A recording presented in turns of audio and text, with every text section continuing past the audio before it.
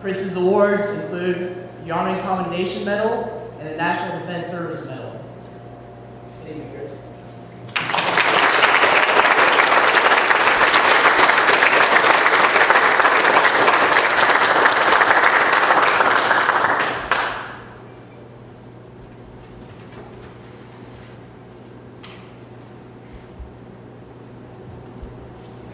All right, Dane.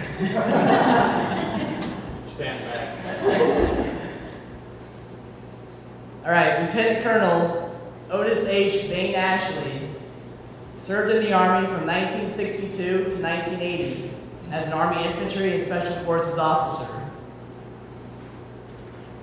Bain's assignments include duty with the 5th Special Forces Group, 6th Special Forces Group, 7th Special Forces Group, 1st Cavalry Division, John F. Kennedy Special Warfare Center and School, and many others. He's been stationed at Fort Jackson, South Carolina, Fort Benning, Georgia, multiple times, Fort Bragg, North Carolina, multiple times, the Republic of Vietnam for 3 tours, Fort Leonard Wood, Missouri, Fort Walters, Texas, Fort Rucker, Alabama, Fort Hood, Texas, and Fort Gillem, Georgia. Bain's awards include 2 Silver Stars, 2 Bronze Stars, 3 Purple Hearts, 3 Air Medals, the Army Commendation Medal, the Vietnamese Cross of Gallantry, the Combat Infantryman's Badge, Master Parachuter's Wings, the Ranger Tab, Special Forces Tab, and the Vietnamese Ranger Badge. Tonight, I have the honor of reading both the Silver Star citations for Bain. Awarded June 6, 1969, the President of the United States of America takes pleasure in presenting the Silver Star to Captain of Infantry, then First Lieutenant Otis H. Ashley III, United States Army, for gallantry in connection with military operations against an opposing armed force while serving with Detachment Alpha 245, 5th Special Forces Group Airborne, 1st Special Forces. Captain Ashley distinguished himself by gallantry and exceptionally valorous actions in the Republic of Vietnam on 28 September 1966 near Dak Song.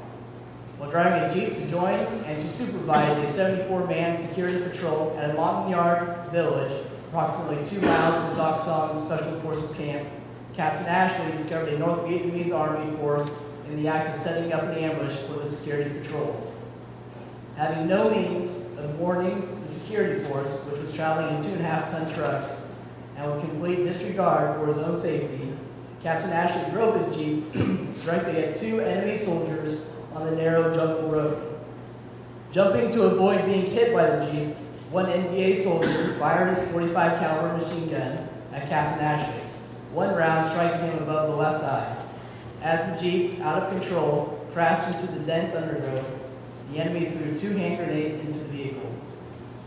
Captain Ashley, seriously handicapped by the wound, which blinded one eye temporarily and induced temporary paralysis to his left side, leg, and arm, picked up 1 grenade and dropped it out of the Jeep. The 2 detonations rolled Captain Ashley out of the Jeep, and fragments inflicted 29 wounds to his face, neck, stomach, chest, left arm, and left leg, while simultaneously seriously wounding 2 of the 3 CIDG soldiers in the Jeep with him and killing the 3rd. Retaining his M16 rifle, Captain Ashley killed one of the NVA soldiers with a long burst, which also drove back several other NVA soldiers rushing toward him out of the underbrush. The 2nd NVA soldier came around the wrecked Jeep and fired his rifle at the prone Captain Ashley, wounding him in the left thigh. Instinctively, Captain Ashley fired his rifle, which contained only 1 round, at the retreating soldier. The round struck him in the back and killed him. Another enemy soldier then rushed him, and after struggling to a standing position, Captain Ashley struck his assailant repeatedly with a now empty rifle until the exertion and his multiple wounds caused him to pass out. When he regained consciousness, Captain Ashley was being dragged away by another enemy, and Captain Ashley engaged in hand-to-hand combat, finally driving a knife into the NVA soldier's neck. Unable to walk, Captain Ashley began crawling down the road toward the location of the security force. Enemy soldiers continued to fire weapons at him, one bullet striking his right forehead, temporarily blinding the other eye, and another bullet struck him in the left forearm.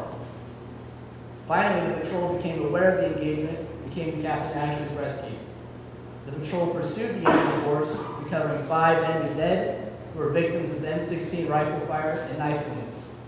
As a result of his quick thinking, violent actions, and aggressive determination, Captain Ashley single-handedly defeated a heavily armed enemy force set to ambush a U.S. CIDG vehicle-mounted patrol. His gallantry actions saved the lives of many Allied and United States soldiers, was in keeping with the highest traditions of the infantry, and reflects great credit upon himself, his unit, and the United States Army.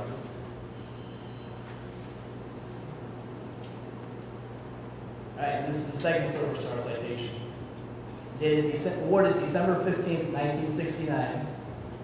The President of the United States of America takes pleasure in presenting a bronze oak leaf cluster in lieu of a second award of the Silver Star to Captain of Infantry, then First Lieutenant Otis H. Ashley III, United States Army, for gallantry in action on 16 June 1966 near Doc To, Republic of Vietnam, while serving as Executive Officer, Detachment Alpha 245, 5th Special Forces Group Airborne, 1st Special Forces. On that date, a plane was shot down and rescuers were driven away by fire. Hearing the crew might still be alive, he and a three-man team left by helicopter, taking away ammunition and signal panels. At the site, supported by gunships and United States Air Force fighters, the ship was forced away by fire. Captain Ashley elected to continue despite a heavy rain that falling. At the site again, he and a non-commissioned officer descended a 120-foot rope ladder. Drawing fire while suspended, he returned it and continued through the 100-foot high trees. Upon landing, he sent the NCO into the brush for cover, but remained exposed to fire while stabilizing the ladder for the other men. With all 4 men down, he moved to the crash, removed the bodies, and destroyed the plane. When a unit was then attacked, he allowed the enemy to walk within 5 meters of him before firing, killing 2 and routing the force. The slightest movement from fire, he inched to the dead, took their weapons and papers, and crawled the entire perimeter, telling his men the situation and laying escape plans. Realizing he could not hold the position or make the upcoming climb without being killed, and already being probed by fire, Captain Ashley walked to the clearing and for 20 minutes displayed signals to planes which put in 4 airstrikes, forcing the enemy back. Signaling for a pickup, he remained on the ground, protecting the helicopter and the climbing men. In this period, he came under fire twice. Wounded in the foot in the first exchange, he still pushed the enemy back. Refusing to leave the bodies, weapons, and documents, Captain Ashley crawled to the wreckage, secured all items, dragged them to the clearing, and attached them to a load cable. Ignoring his wound, which required to use only 1 foot, he began the exhausting climb. Captain Ashley was forced to return the enemy's fire twice while en route to the helicopter. Captain Ashley's stamina and decision under fire allowed his unit an accomplishment of great magnitude with minimum casualties. Captain Ashley's continued offering of his life to preserve those of other Americans was in keeping with the highest traditions of the United States Army and reflects great credit upon himself and military service.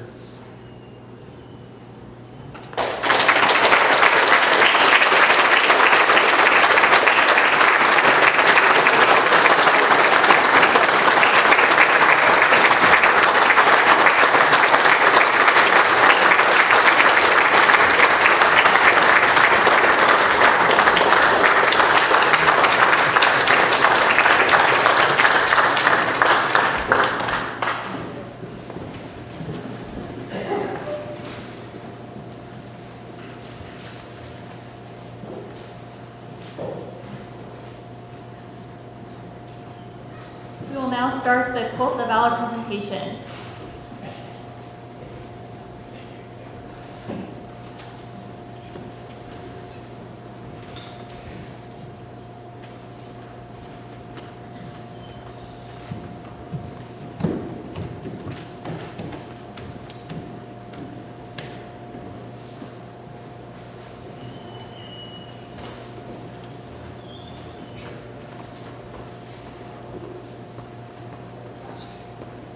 That's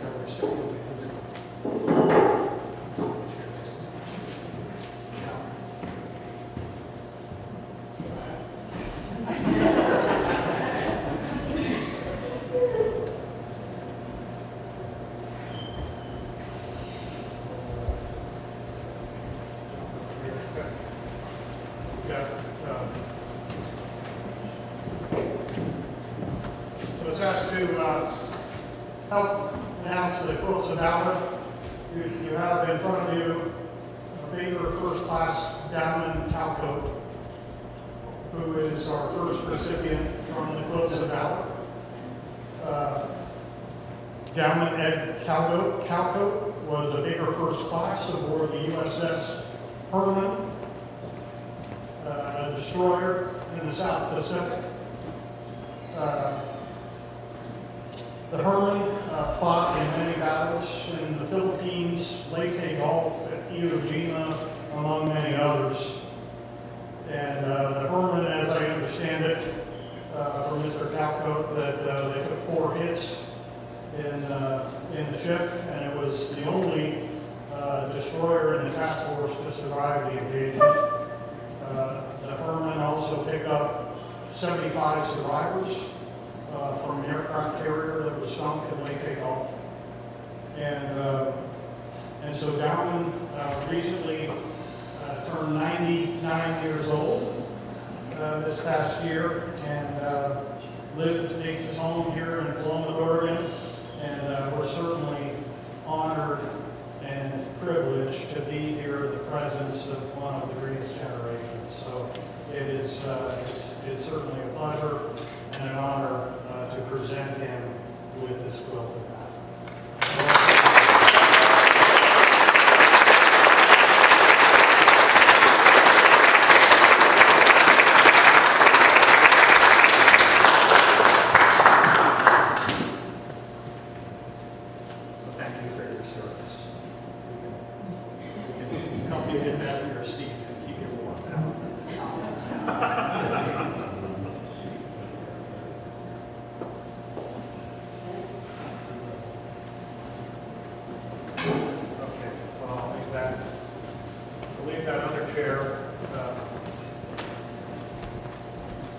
So our other recipient, unfortunately, is fighting a health battle now himself. He couldn't be with us tonight. But I'd certainly like to recognize Captain David Bagley, who will be the recipient of this quilt when he is able to accept it. Captain David Bagley attended 10-week basic training in San Diego and graduated Marine Corps boot camp in April 1950. What was impossible for him to know was that North Korea would invade South Korea just 2 months later, in June of 1950.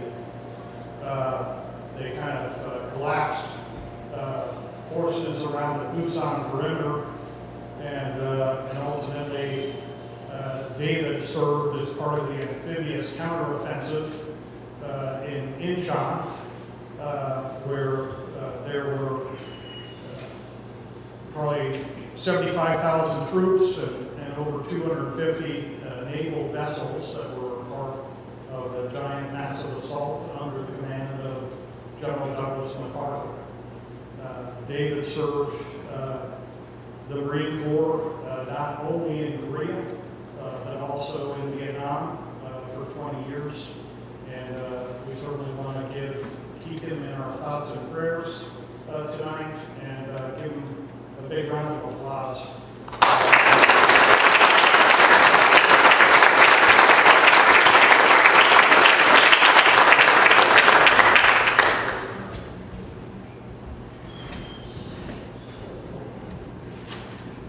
Okay.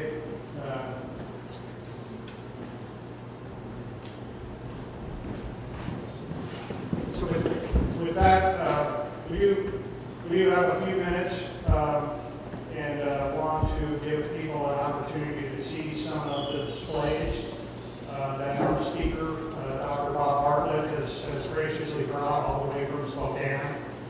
He drove from there yesterday here to Philomath, and he will begin his presentation at 7 p.m.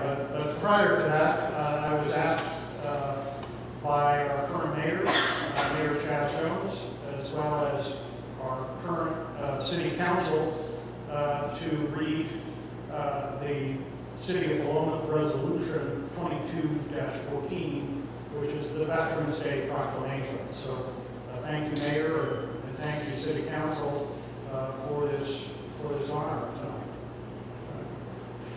Whereas this Veterans Day commemorates the 104th anniversary of the end of World War I. And whereas the federal holiday honors the men and women who have fought to sustain our democracy. And whereas the courage, honor, sacrifice, and dedication that our veterans have shown in the name of freedom and democracy are worthy of recognition. And whereas Americans owe a great deal to all people who have bravely served in the defense of our nation. And whereas military service has resulted in permanent injury or death for many veterans, whose spirit remains in the continued preservation of our freedoms. And whereas we affirm our duty as citizens to express our gratitude both in words and in actions for the service of our veterans. And whereas Philomath has many veterans within our community who have served our country with distinction and honor. Now therefore be it resolved by the City Council of the City of Philomath that November 11th, 2022 is recognized as Veterans Day and proclaims the gratitude for all veterans. Be it further resolved that the Council encourages all residents to honor the valor and sacrifice of our veterans, thank the veterans in their lives, and to take a few moments to learn more about the sacrifices made by our veterans. Signed by Chaz Jones, Mayor. So, thank you.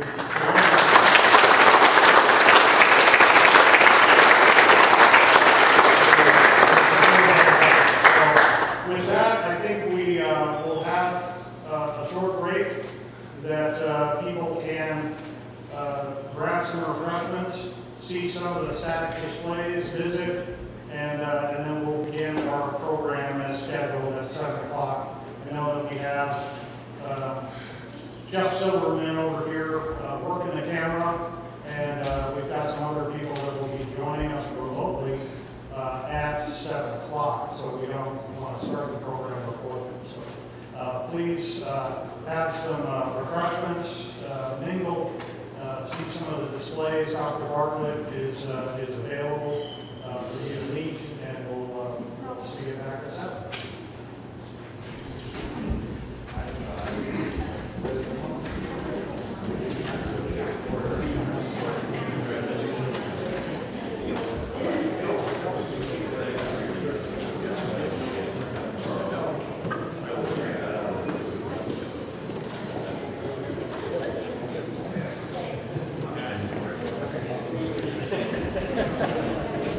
A break and then came back early to make sure the technology worked. That's always an issue. Which I'm going to go up, but you should come up and yeah, come up and meet my wife and.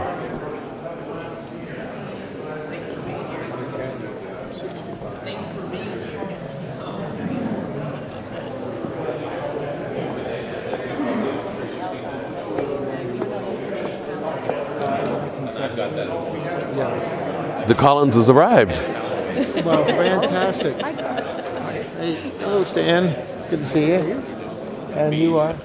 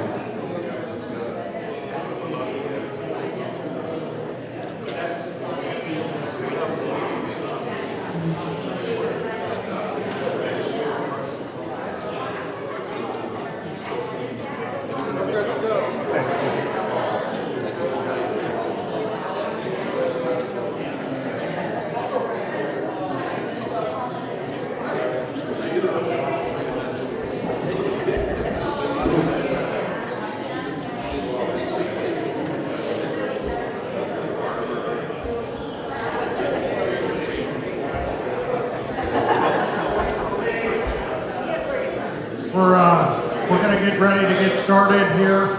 We've got some people dialed in on live stream, so we don't want to keep that waiting.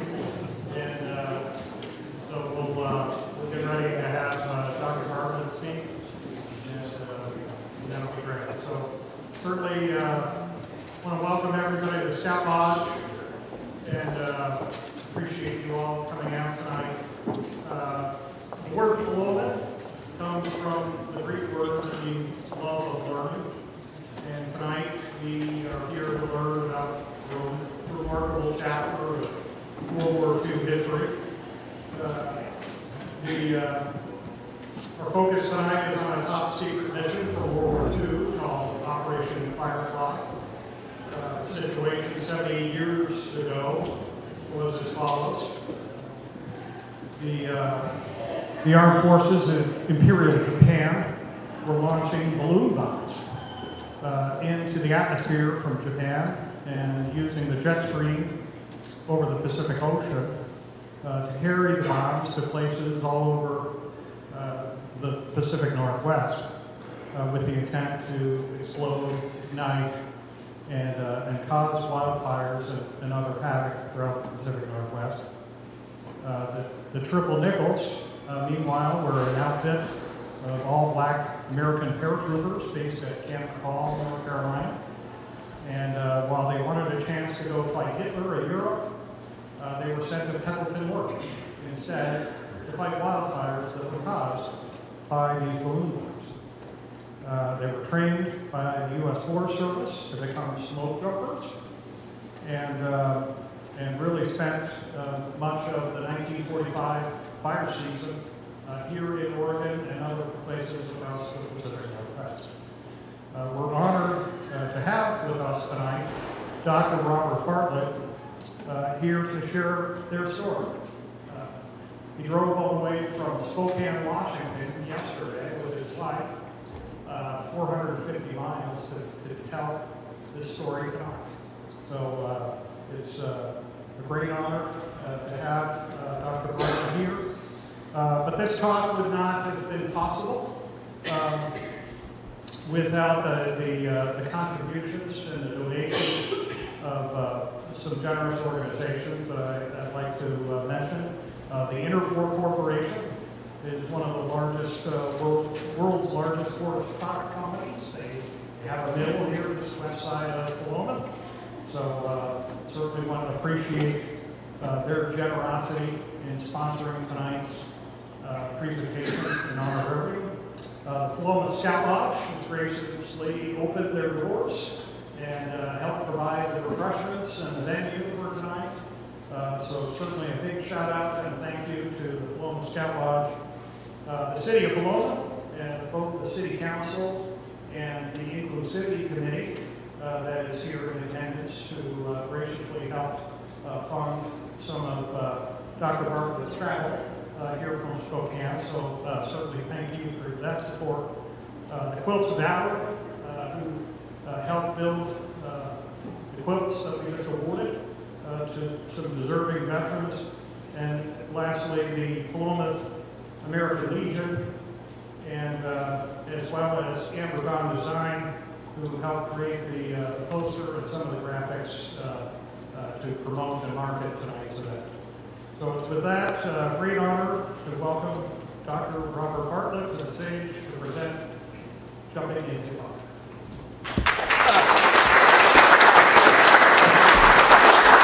I'm going to just take that. Thanks, man.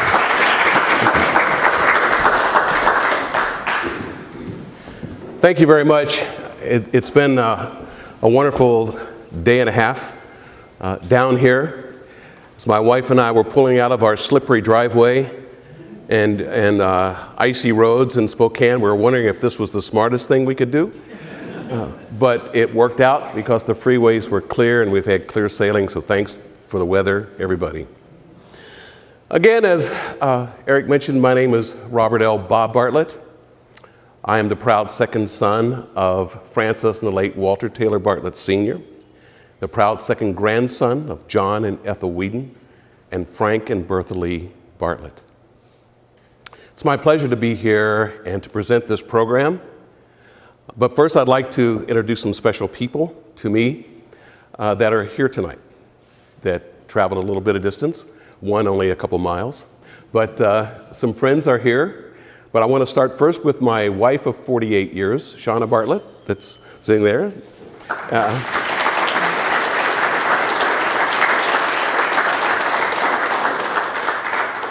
I'm going to skip Carl Hartzell, who's from Corvallis. He came a long way.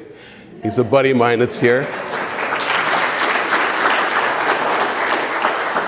And Stan and Jan Collins came up from Eugene. They're Ducks, right? So they're there.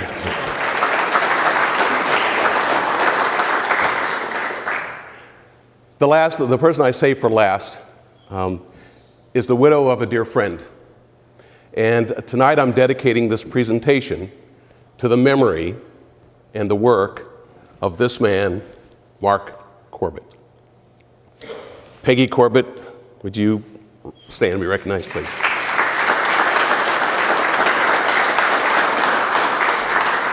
So I'm going to do something a little different than past presentations because I want to honor Mark. He deserves so much of the credit for the work that I've been doing, the work that Carl Hartzell's helped me do, because he was a dear friend of Mark's, and Stan, the smoke jumper community. I'm a proud life member of the National Smoke Jumpers Association and also the proud life member of the Triple Nickel Association.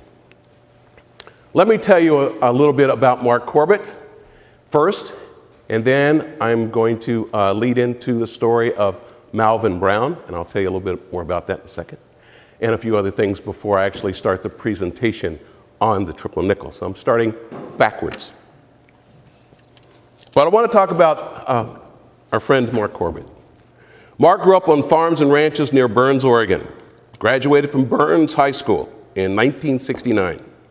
Mark worked on farms and at a sawmill from 1969 to 1972.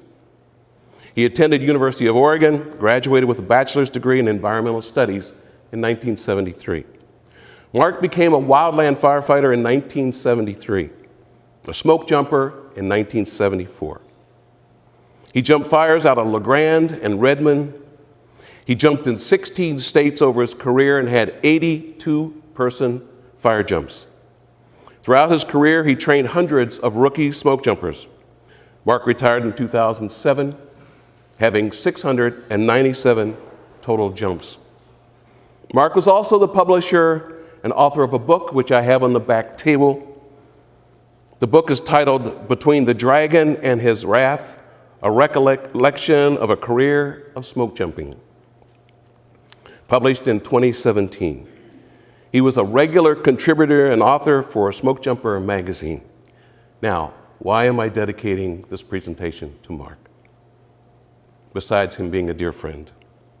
Mark was the first to launch extensive research into the death of PFC Malvin Brown and to publish his findings in Smoke Jumper magazine, July 2006, titled The Death of PFC Malvin Brown, in the Interest of Public Welfare.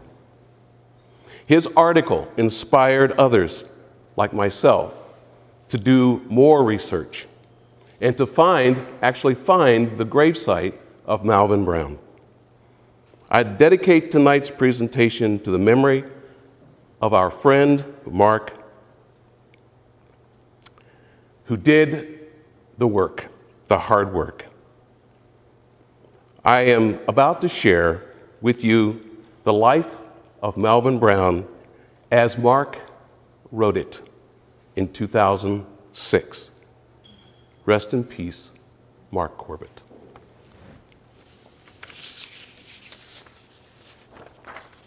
Now I need my clicker.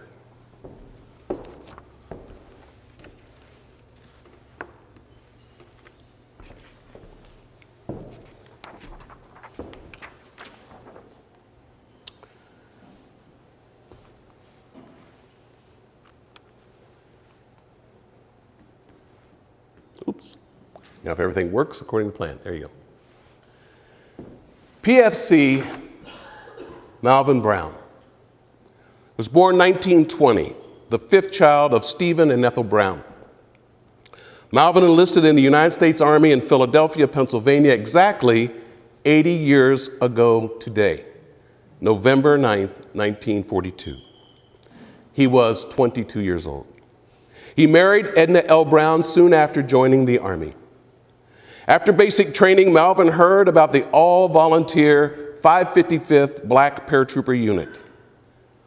All of them hand-picked volunteers like Malvin were required to be between the ages of 18 and 32, be not over 185 pounds, not over 6 feet tall, and pass a rigorous physical fitness test. Malvin was picked and assigned to Fort Benning, Georgia, for paratrooper and advanced infantry training.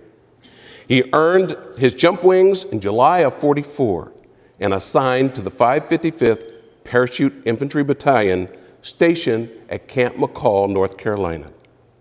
Sometime later, while at McCall, he entered training as an Army medic.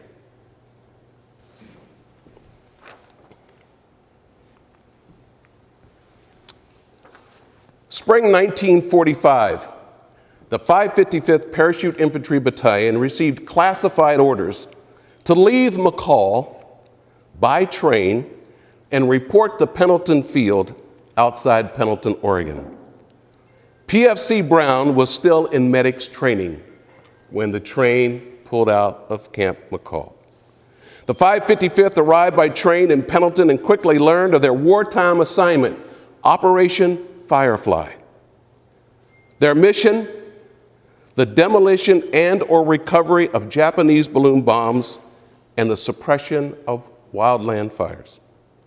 Training began with members of the U.S. Forest Service smoke jumper program in smoke jumping and in suppression of wildland firefighting, followed by demolition training by the Army.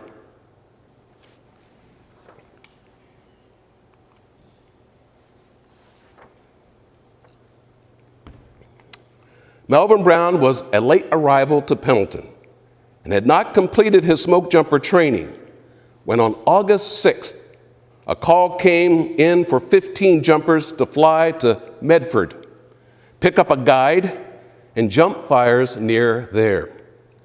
The medic assigned to that jump list was sick, so Melvin Brown volunteered to fill his slot.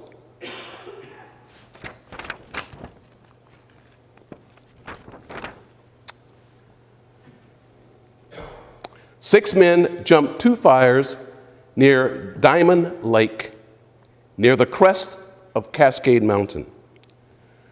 The remaining 9, including Brown, headed for another fire further near Steamboat Creek. This fire was located near Lemon Butte, 38 miles northeast of Roseburg. It was burning in the tall timber where 200-foot trees are common.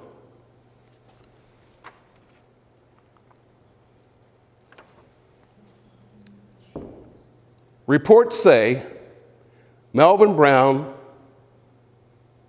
went into the trees, a very tall, leaning fir. No one knows for sure what went wrong, but he slipped while trying to let himself down.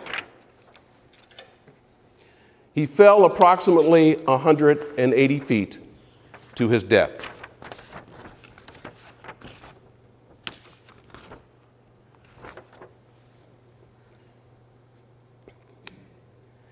It took Melvin's fellow paratroopers 2 days to carry his body over 15 miles out of the heavy timber to the nearest road. His commanding officer at Pendleton announced to the battalion that Brown had died in the execution of a special mission in the interest of public welfare and the Army. Melvin's death appeared in 6 major Oregon newspapers on August 8th, the same day the atomic bomb was dropped on Hiroshima. An official investigation into the accident was commissioned, but no copy of it has been found. Melvin's body was then shipped back to Narberth, Pennsylvania, for military service and internment. The Army paid for his casket, hearse, and transport to Pennsylvania. His wife, Edna, paid for his interment. However, no information was found to indicate where he was buried. However, this is the jump spot, by the way. The spot, the best guess as to the jump spot they were aiming for on that day. And Carl Hartzell and Mark Corbett hiked to find that spot several times.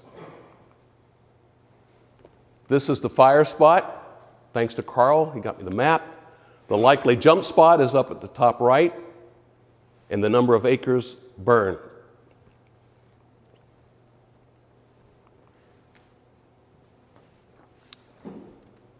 However, thanks to the due diligence of a few prior and active Forest Service smoke jumpers and a news journalist, PFC Melvin L. Brown's gravesite was found on May 15th, 2014, in a remote, all-black, private-owned Mount Calvary Cemetery in Baltimore, Maryland.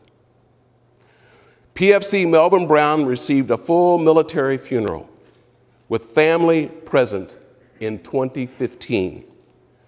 Thanks to the National Smoke Jumpers Association, the Triple Nickel Association, and the U.S. Forest Service, a new granite headstone was installed. Those are family members behind his gravestone. PFC Melvin Brown will forever be remembered for his unselfish call to duty on August 6, 1945, and for being the first smoke jumper to die on a fire jump. Rest in peace, Melvin Brown.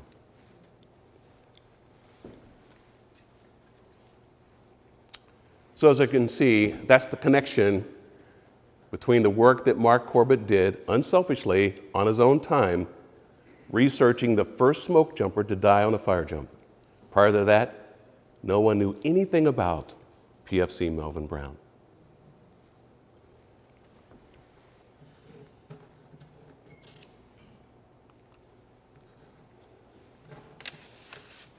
So thanks to the Philomath American Legion, who reached out to the newly dedicated African American Veterans Monument located in Buffalo, New York. The new monument represents 12 black concrete pillars that signify the 12 armed conflicts the United States has fought, that African Americans have served, fought, and died in. The monument also sells bricks to honor African American veterans, either living or deceased. The Philomath American Legion purchased a brick to honor PFC Melvin L. Brown on behalf of all of you and all of Oregon, to honor, remember, and thank him for his courage and sacrifice to both this state and to our nation during a difficult chapter in American history. Another effort I have learned from Eric that's underway by the Oregon Geographical Names Board is currently reviewing two proposals. One, to rename a ridge in the Umpqua National Forest near where Melvin Brown was killed in action from, quote, Negro Ridge, which is what it is currently called, to Melvin Brown Ridge. The second is to rename Negro Creek to Triple Nickel Creek. The board will meet soon to vote and decide whether to move forward with the name changes. So thank you to all involved. On behalf of two organizations I am proud to be a life member of, the National Smoke Jumpers Association and the 555th Parachute Infantry Association. Thank you.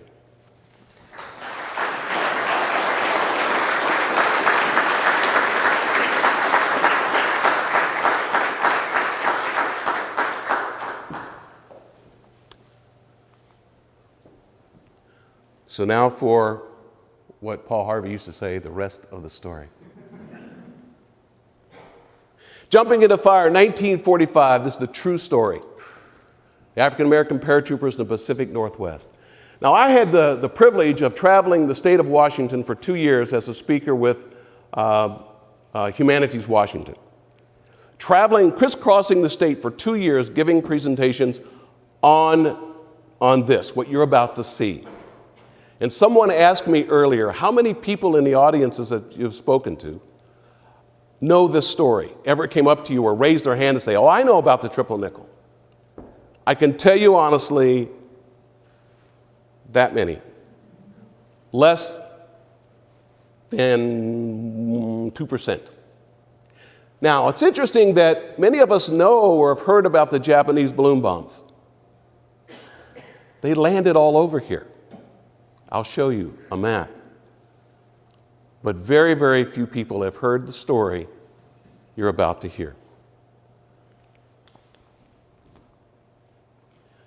So what is courage? I ask you. What is courage? What is strength? Or perhaps it's being ready to fight for your nation even when your nation isn't ready to fight for you. Think about that for a moment. This is truly a story of an elite group of black airborne firefighters and their mission here in the Pacific Northwest. It's also a story of patriotism, service and sacrifice, and blatant racism. We all know Pearl Harbor. When Pearl Harbor happened, the nation and all of the armed forces in the United States were harshly racially divided. This is my father on the right and his brother on the left. Both of them were combat medics in World War II. Neither could pass the test for the triple nickel because they were too tall. They were both over 6 feet tall.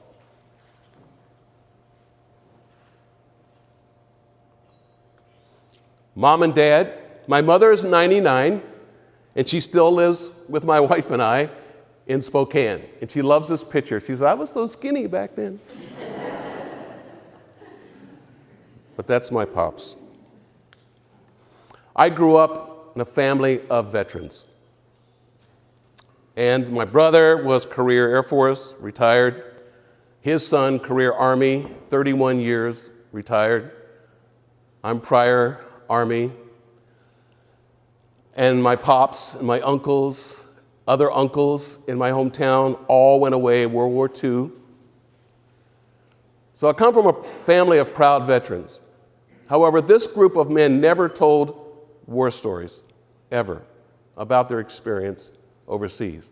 But they did tell stories of how badly they were treated as soldiers preparing to go overseas.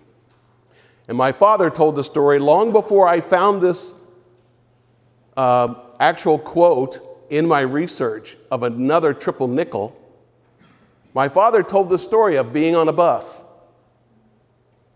having to get on the back of the bus in uniform with his other black friends, soldiers, to the colored section of the bus, while they passed white soldiers sitting in the front of the bus who were prisoners of war, Germans and Italians.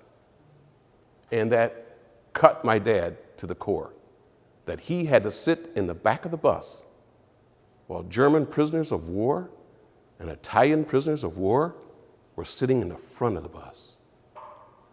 I'm a sociologist by training, not a historian, but I love using history to inform my day-to-day consciousness, to say, never do that again. Never allow things to happen again, ever.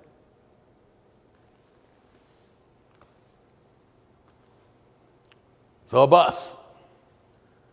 They knew that German and Italian prisoners of war could go to the PX on base, go to the movies, and they couldn't.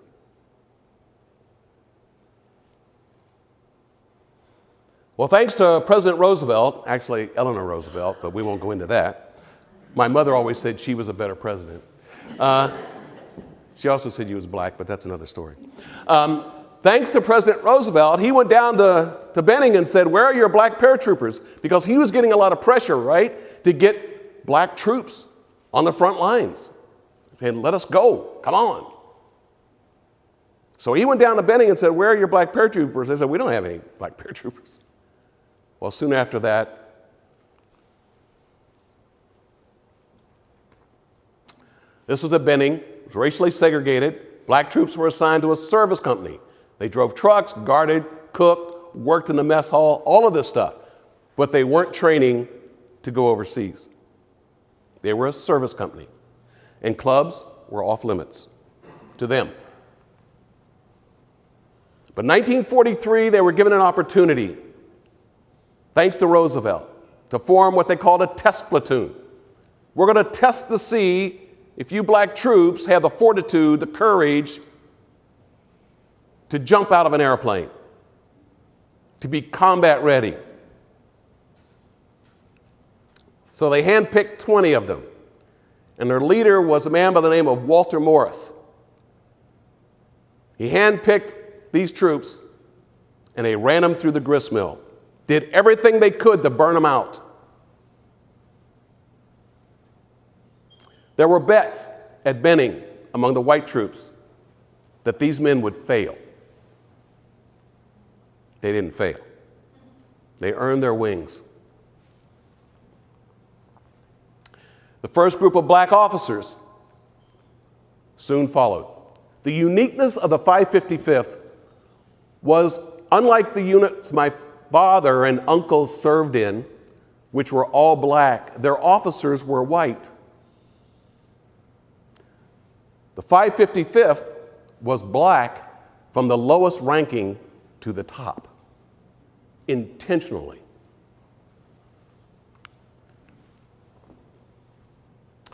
Now, you might wonder, they're called the triple nickel. Well, that came from the fact that many of their volunteers came from Fort Huachuca, which were Buffalo soldiers.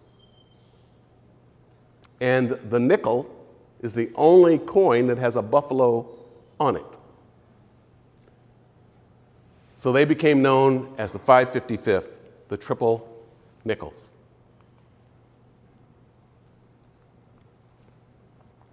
So that's what you often see among the members of the group, 3 welded nickels with the jump wings on top. So here they sat, they're at Camp McCall. Melvin Brown is there, they're training, they're waiting for orders overseas. The 82nd's getting beat up. They see the reports all the time. Casualties, casualties, casualties. They're just waiting anxiously to join the fight. As they said, to fight against the world's worst, most horrific racist, Adolf Hitler. They wanted to go so bad. They sat, and they sat. No orders came. They finally did come in the spring of 1945, and the orders were marked classified.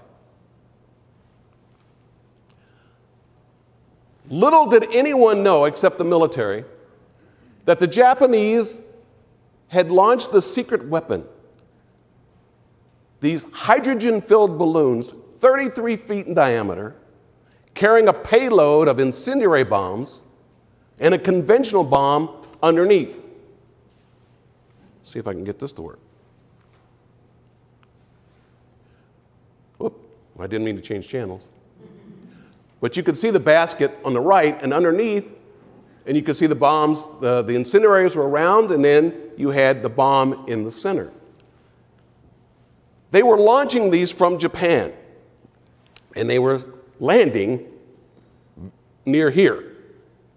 But whenever they would land, the Army would swoop in, gather everything up, top secret. 2 reasons. 1, they did not want the American people to know that we were getting bombed by the Japanese with this silent weapon. 2, they didn't want Japan to know that their experiment worked, that they were actually making it to the United States with the intent to burn the whole west coast of the United States. That was their plan.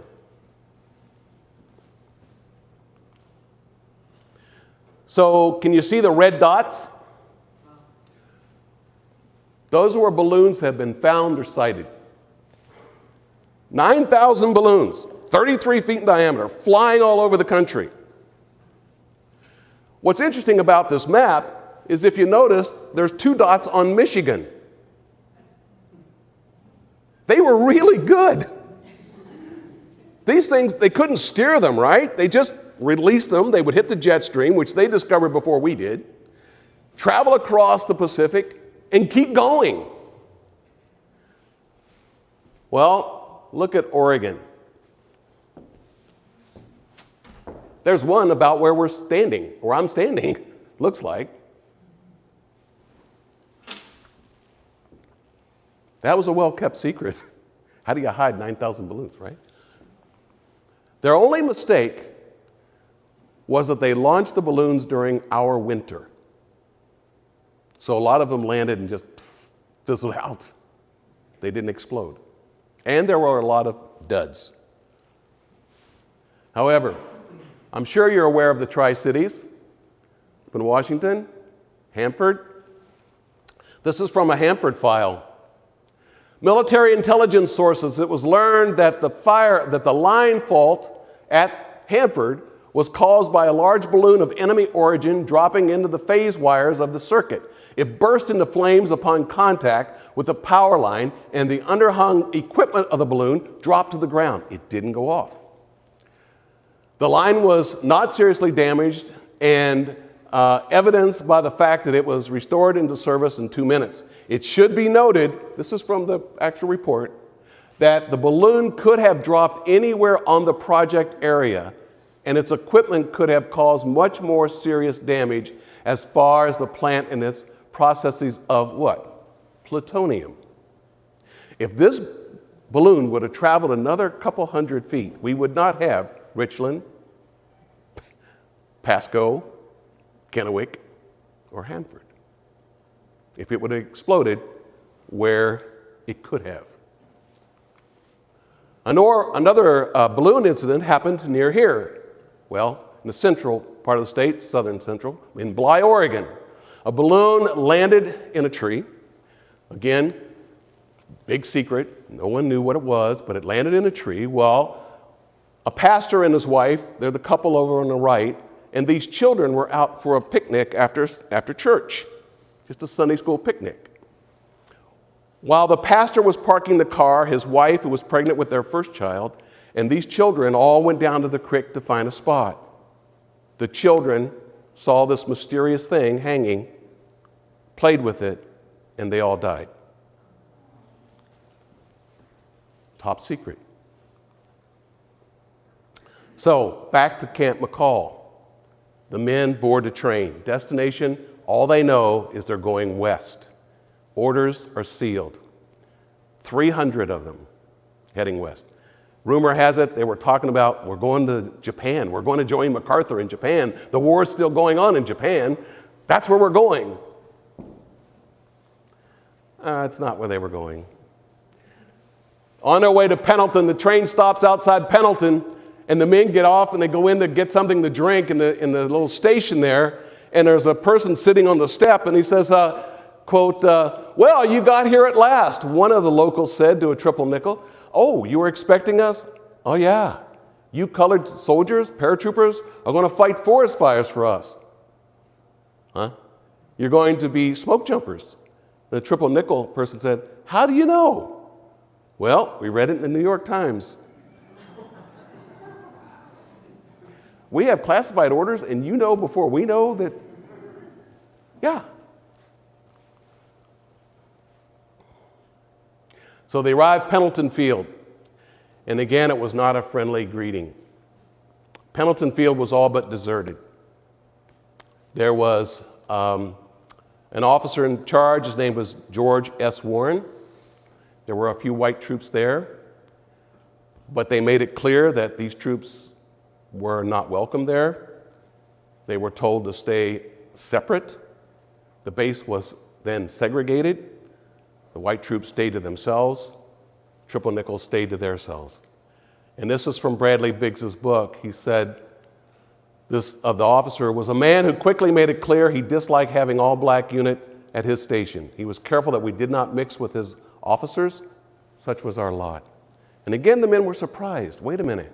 We're in the West. We're in the Pacific Northwest. We're used to this treatment in North Carolina, in Georgia, but here? So they learned of their new assignment. Nice service company, highly classified. Their general orders were the destruction of demolition of Japanese balloon bombs or the suppression of forest fires. You can imagine the look on their faces when they learned that Pendleton was their permanent duty station. We're not going to Japan? No, you're not going to Japan. The Night Service Command had C-47s, which was the standard Army jump plane at that time. They had other planes assigned all over this area, and again, it was top secret. Few people knew that this was going on. They had ground troops stationed in Portland, all trained as wildland firefighters in hopes of finding these balloons and not civilians finding the balloons. So they had planes stationed in Spokane and Boise. Pendleton. Biggs mentions in the book written by Stone, the reception was cold. We could not eat in any of the restaurants, found it difficult to buy a drink or a meal. Only 2 bars in town would serve us anything. The hotel refused to give us a room. They would simply not serve us. Now, my wife and I have dear friends from Pendleton. One of them is the godmother of one of our children. Her and her husband were both born and raised in Pendleton. Neither knew anything about the 555th Parachute Infantry Battalion stationed in Pendleton. Never heard of them. I ran into a woman, I gave a presentation in Walla Walla. I ran into a woman there who came up after my presentation, very gingerly, and she said, I have a story for you. Oh, really? She says, my mother, I'm from Pendleton, and my mother and I were standing on Main Street in Pendleton, and I was holding her hand when these black troops, which was the first black people, she said it this way, the first black people I'd ever seen in my life, were marching down the street in unison, and it was a jaw dropper. And then I learned who they were. She said I was 10 years old.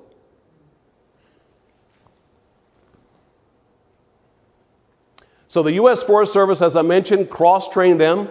A couple smoke jumpers came down. That's a whole story in and of itself. They trained them for 9 days in their new job as smoke jumpers. Now, it's a totally different orientation. There's some probably airborne people in the room who know it's a totally different orientation to jump in the trees like out here and jump on the battlefield. But they did it in 9 days. They said, here's what you need to do. They would then become the first airborne infantry firefighters in history. The third week of their training was by a demolition crew from the Army who taught them how to disarm or destroy safely balloon bombs that they might encounter. You know, you cut the green wire or the red wire. No, it's the black wire. Ah! So there's a typical load. Now, both Stan Collins, I introduced you to earlier, and Carl Hartzell were both smoke jumpers. And when they look at this picture, they're going, what? That's not how smoke jumpers jumped out of airplanes. That's not how they do it now. But they crammed them in there. Look, they got people laying on the floor. And they jumped Army style. They traded their guns and their helmets and their ammunition and everything in for pickaxes and shovels. Trust me, they were not happy. But they were soldiers. They were Army. It was their mission. So there's the C-47, fondly known as the Doug. Stan, did you ever jump out of a C-47? Yeah? So that plane is still being used. It's still flying. It's amazing. And it would carry up to 28 Army, fully dressed, equipped jumpers. Now, this is the plane that early smoke jumpers were jumping out of at the time, a Ford tri-motor. And that's about all they would put in there. See the difference? So there were all kinds of logistical challenges you can imagine. One of the interesting side notes I think it's here somewhere. Oh yeah, it's number 2. So because again of the racism of the time, and I'm emphasizing this, we don't ever want stuff like this to happen again, ever. The military at that time was so concerned about mixing white troops and black troops together, their planes were in Walla Walla, and the pilots and the crews, while all the jumpers were in Pendleton. Now, I gave this presentation in Spokane once, and there happened to be a group of firefighters, structural firefighters from the city, in the room. And when I said that, one of them raised their hands and said, "Did I hear you right? Did you say that their planes were in Walla Walla and the jumpers were in Pendleton?" I said, "Yeah." And he said, "That makes no sense. That would be like all the firefighters are over here and our fire trucks are in Coeur d'Alene." Right? It's crazy. It's just crazy. So they would have to get a call, fire up a C-47 in Walla Walla, get a crew ready, fire them up, fly to Pendleton. Typically they would load hot, meaning they weren't going to shut the plane down, and the men would get on and then go. So then there's other things. They were issued letdown ropes and taught how to do letdown procedure, which they were never trained to do in the Army. Recent airborne person, are you taught letdown procedures at Benning? Anybody know? Typical infantry, no. Special forces, yes. Typical infantry's not taught letdown procedures to this day. And if they are taught letdown procedures, it's to use their reserve chute back then. So you pop your reserve, you're hanging in a tree, you climb down your reserve. You ever do that in gym class, anybody? You're on a rope? Yeah. How about a silk rope? Does that work for you? Yeah. So this was all new to these men. So they were offered letdown procedures, and this is one of the factors that led to the death of Melvin Brown. He was not finished his training, but the other thing that's still debated today among smoke jumpers is what length rope were they issued? Because it varies, doesn't it? Where you're stationed, how long your letdown rope is going to be. If you're jumping tall trees like here, 200 foot, 150 foot. If you're jumping out of Missoula, 50, 75. And they were trained out of Missoula. So there was a likelihood that they were issued 50-foot letdown ropes to jump in 200-foot trees. It doesn't work math-wise, trust me. And they jumped an Army parachute. I have one back there that was assigned to the Triple Nickel. It was packed in Pendleton, but it's the real deal. It's sitting back there by the fireplace. But they were quick descent parachutes. The Army issued them quick descent because, again, they weren't training smoke jumpers. They were training quick descent. This is just a controlled fall. You get to the ground, you get out of your gear, and go out and kill the enemy. It was not about looking for a jump spot, circling, no. So a shot of a crew ready to board, which is there's a whole bunch of things wrong with this picture if you're a smoke jumper, right? You would never have your rope out like that, your letdown rope, because it could get hung up and get ripped off of you, and then now you're really in trouble, right? But these men were quickly trained, so they did the best they could.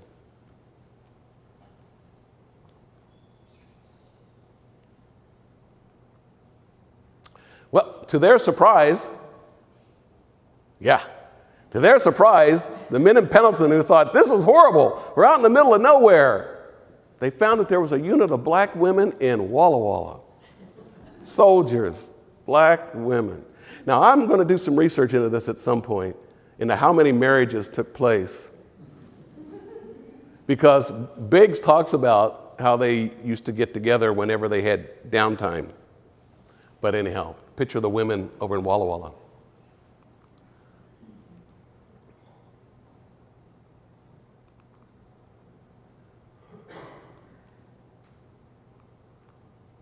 Come on, go one more time. You've been so kind to me. I know you have batteries. Don't treat me like this. Hold on. They just want you to see all the beautiful women.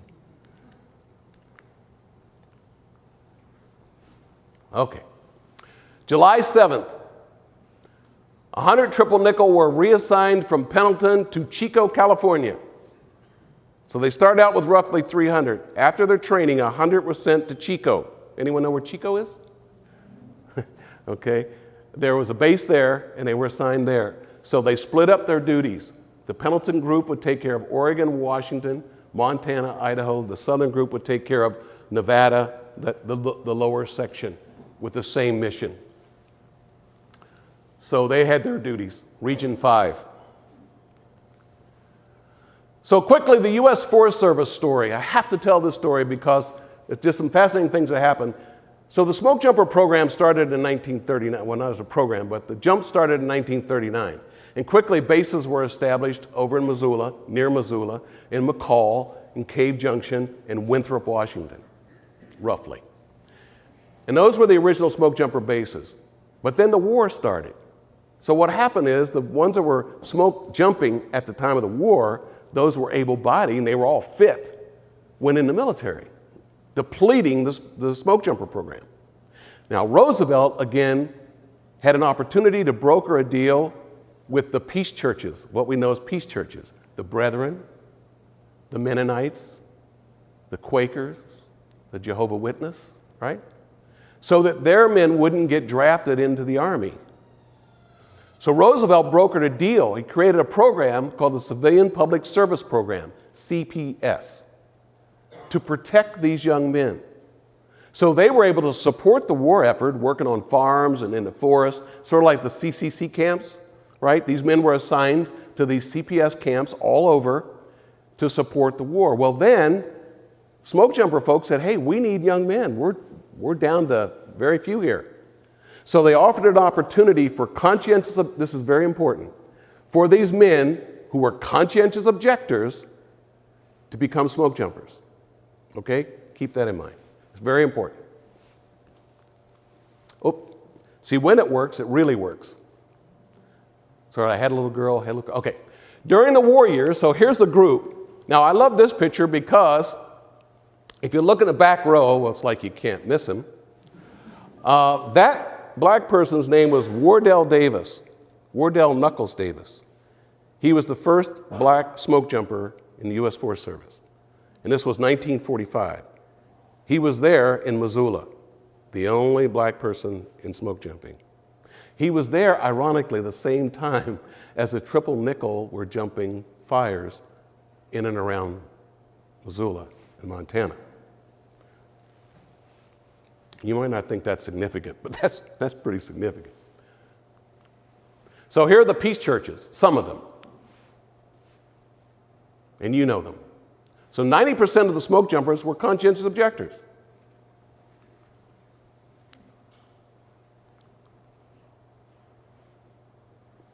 Fires in Oregon. These are recorded fires that we know of that happened here in your state. Green Ridge Fire in June. That was a trucked fire, not a jump fire. There's a difference. There's trucked fires, which you actually go by truck and you're trucked in, and then there's jumped fires. But that was a trucked fire. But anyhow, 6 August, Umpqua, Coupland Creek, Umpqua, Rattlesnake 1, Umpqua, Rattlesnake 2. 6 August, this is Melvin Brown, Lemon Butte. 7 August, Umpqua, Lemon Butte. And 25 August, Wallowa Lake up in the northern part of the state. 13th of July, the triple nickel set a record for 5 C-47s flying in formation, put out 100 triple nickels on a fire in Washington. I'd like to see that. I'd like to be around to see that. I'd like to have been around to see that. That'd been pretty amazing. 14 July, here's a load of guys. 14 July, first fire call to Chico, 59 triple nickels. Now I'm going to tell you a crazy story real quick. So this was a fire, 20 July, Meadow Creek Fire in Idaho. So you see the numbers of CPS jumpers. Remember I said they were conscientious objectors. Then you had 52 triple nickels. Now, before you read on, think about this. You have black paratroopers who want to go to war, fighting a fire shoulder to shoulder with conscientious objectors who don't want to go to war. Now just put that in your brain for a second and roll that around. And I'm sure they got along great. But then this fire was unmanageable by both groups. So they brought in reinforcements, German POWs and its loaded Mexicans. I don't know where that came from. As reinforcements on the fire. Now, again, picture in your head, conscientious objectors on your left flank. Here you are as a black paratrooper. On your right flank are Germans. All right, you don't appreciate it near as much as I do. I get it. I just think that's a crazy story. A crazy story. The man on your right was Second Lieutenant Clifford Allen, who was a platoon leader in Pendleton. I had the good fortune of writing a story about him doing research because he later, he stayed in the Army and retired a lieutenant colonel, but later he went to Korea and was a prisoner of war, and in his interview, he said, I served as a prisoner, my country as a prisoner of war for the entire duration of Korea. And then he stayed in the Army afterwards. But he jumped in Pendleton. This is the medic crew. The man on the left, the extreme left, was Captain Charles T. Burks. And he was the surgeon there at Pendleton. And there's a story I'll just briefly tell you. A couple smoke jumpers over in Missoula jumped a fire. One of them broke his hip and leg. These were conscientious objectors, right? As a two-manner, that's what they call them. He jumped, his chute snagged a tree that broke, landed on him, crushed his femur, hip. They called for reinforcement, they called for help, any medical staff. They didn't have any medical staff. They called Pendleton. That man on the extreme left and a medic volunteered, got in a C-47, flew to Pendleton, got on a smoke jumper jump plane with another smoke jumper, went to the site, jumped, and mended this man's leg, mended him, gave him morphine, patched him up. They were there when they carried his body out to the nearest road, which took days, I think. I can't remember exactly. I have the story somewhere. They get back to Missoula, Montana, St. Patrick's Hospital. The doctor there and the medic were with him the whole time. They get him checked in. No one in Missoula would allow these men to stay in town overnight. Why? I don't need to tell you, do I? There were a lot of articles written in the Missoula newspaper on the opinion page by people really hot. Like, how could you? How dare you? These men came, volunteered to do, you, right? So I'd show them to you, but don't have time. But anyhow, that's who he is. So other fires, I could go on and on about this. I've done the research. This was a fire again where they team up with conscientious objectors. Interesting story involving a black woman in Portland. I did not know until I started this research there were many black newspapers in Oregon, owned by black people, written for black folks. And in Portland there was one called the Portland Inquirer, or something like that. It's on here somewhere. Anyways, a reporter, a photographer who worked for them ended up going on a fire jump with the triple nickel. And that's her. They gave her a parachute. She had her camera and gear. She got on the C-47. Her name was Margaret C. Robinson. And she went on a fire jump and took a lot of photos of the triple nickel that we cannot find because her house burned down.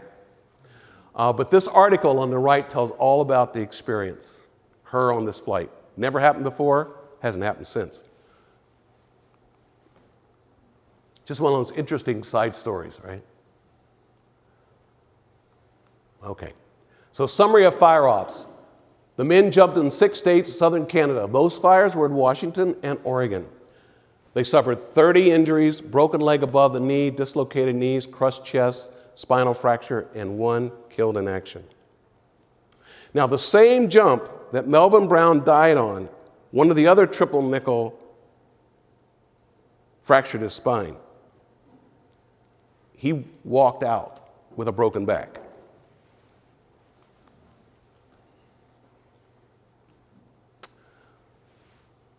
Peace.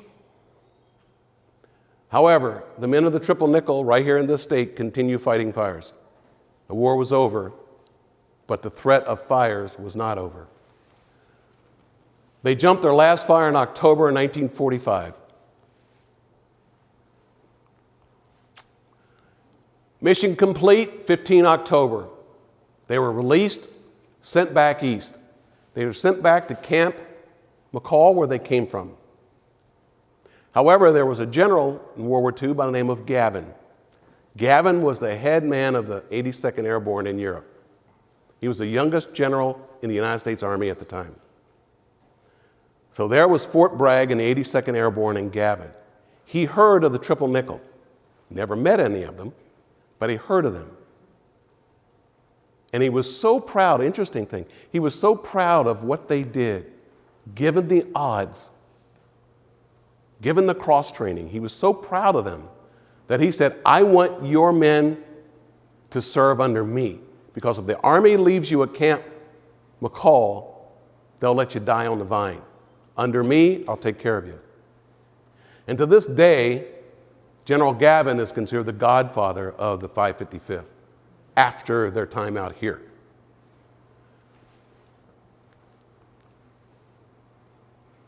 Gavin did some amazing things that some members still say cost him a star. Before Truman's order to desegregate the military, Gavin said, I want you serving with me, all of you. He took them in. He said, your officers will mingle with my officers. Your NCOs will mingle with my NCOs. Your men will mingle with my men. That had never been done before.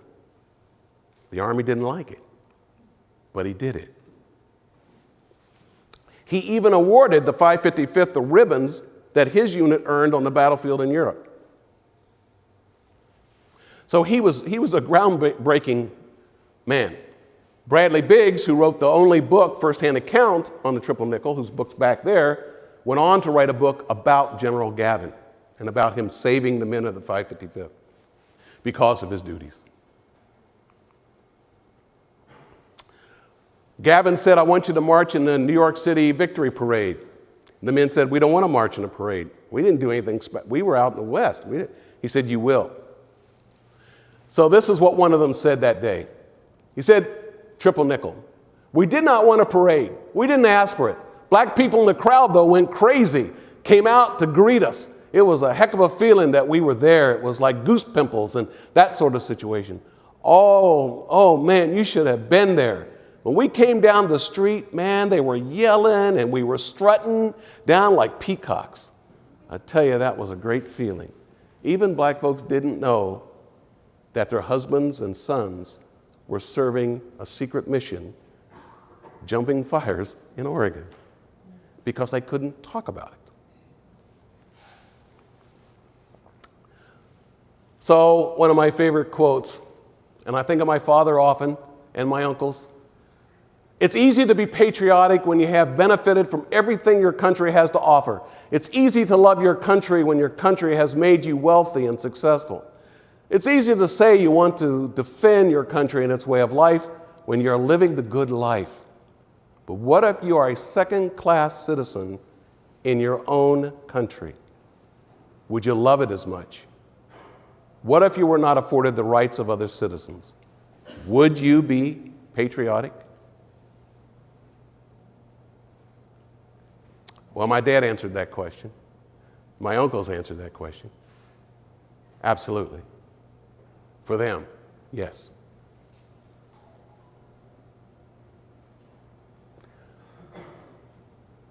So, that's the end of my presentation. Their story is your story. And as I tell all audiences who sit through my presentation, now you know this story. It's on you to spread this story, to own it. It's your history. It's our history. Don't leave it to the Mark Corbetts of the world to single-handedly do stuff. You have a job to do here. Not just sit and listen to me, I'm going to be gone tomorrow. But to say, how come our kids don't know this story? I didn't know it. I want my grandkids to know this story. needs to be in every Oregon history book, in my view, my humble opinion. So again, thank you everyone for staying. It's late. I appreciate you all very, very much. Thanks for your patience. Bye-bye.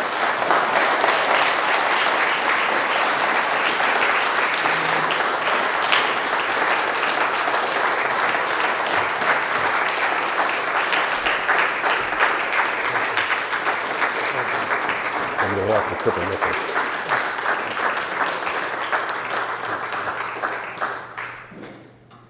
Well, Dr. Corbett, thank you so much. I think it's really been quite an evening of remarkable history. So we have a few items from Philomath to take with you back to Spokane. One is Tire chains? a tree, Tire chain. right? Yeah, we'll have to get those tire chains.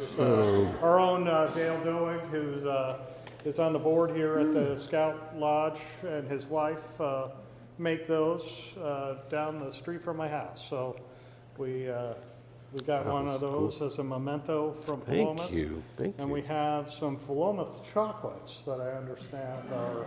Stop it. So, We're going to eat all the way home. if I may, if people could stand, we could just retire the colors and bring our ROTC cadets. Let's maybe give them a round of applause here before they retire the colors. So,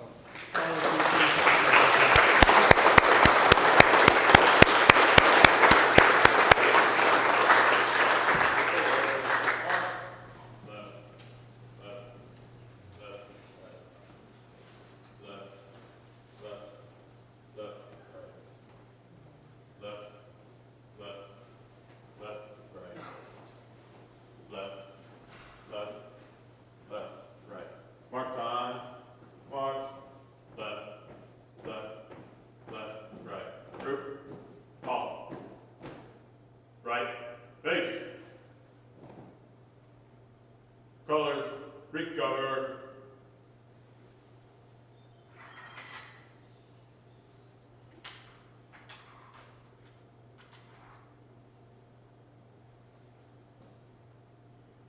Left. Face.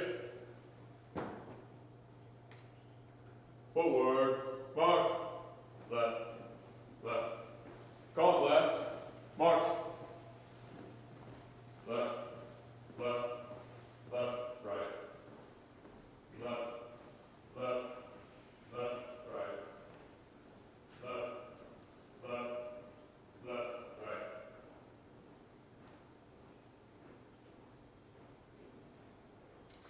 I'd like to, right before we leave, again, thank you all for coming tonight, but I'd like to acknowledge Zena Allen, who is our local artist, who worked a significant number of hours, 80 hours, I believe it was, Zena, on working on a birthday card for our last living triple nickel. J.J. Corbett turns 100 on November 25th, 2 weeks from tonight.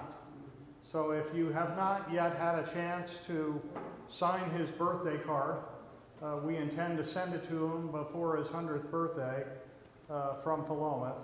So please take time before then, and you can also visit with Zena here in the back. So thank you, Zena. A big round of applause for her.